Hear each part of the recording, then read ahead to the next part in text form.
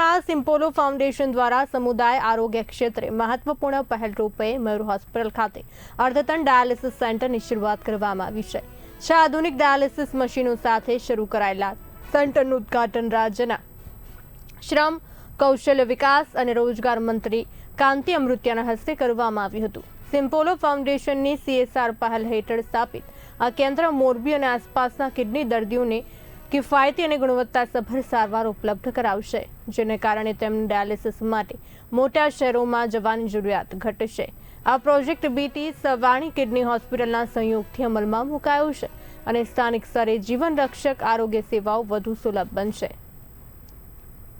સિમ્પોલા ગ્રુપના વડીલ અમારા ઠાકરજી બાપાના પરિવારનો આભાર માનું, જયંતિભાઈ જે આવ્યા રાજકોટથી એમનો આભાર માનું, મોરબી સ્ટેટનો પણ એક પ્રજાના પ્રતિનિધિ તરીકે આભાર માનું કે જે હમાકાંઠે જરૂરિયાત હતી। હમાકાંઠે લગભગ 5 લાખ મજૂરો કામ કરે, વાંકાનેર તાલુકો, માળિયા તાલુકો, મોરબી તાલુકાના ગામ, એને સારી સુવિધા જે ડાયાલિસિસની મળે, ડાયાલિસિસ સુવિધાઓ આપે છે, બધી જગ્યાએ આપે છે, પણ જે અહીંનું વાતાવરણ છે આ હોસ્પિટલનું એ ક્લીન છે, સારું છે।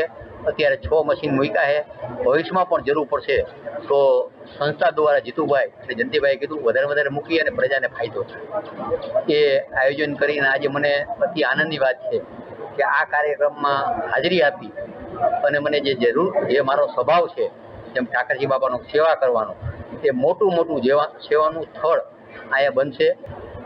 પહેલાં તો thank you very much Kantibhai Amrutiya માનનીય મંત્રીશ્રી જે આવીને સમારોહને જે અમારો સમારંભ છે એને જે કર્યું છે એને બદલ થેન્ક યુ BT સવાણી જયંતિભાઈને હું થેન્ક યુ કહીશ કે જે અમને ઓપોર્ચ્યુનિટી આપી કે અમે અહીંયા ડોનેટ કરીએ જે ડાયાલિસિસ મશીન।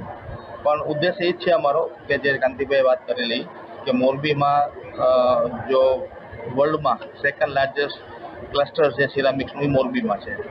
મોરબીમાં આ 800 ફેક્ટરી છે, મોર દેન 800 ફેક્ટરી છે।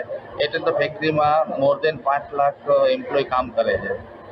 એમના ફેમિલી એમને પોતાને આજે જે કિડની રિલેટેડ પ્રોબ્લેમ હોય તો એ ડાયાલિસિસ કરવા માટે રાજકોટ જવું પડતું હતું, એને બદલે એને મોરબીમાં ખાસ કરી અમારો ક્લસ્ટર છે, ક્લસ્ટરમાં આ જે હોસ્પિટલ છે તો એકદમ નજીક પડે, વીકમાં 1-2 વખત આવવું પડતું હોય છે એ લોકો ડાયાલિસિસ માટે।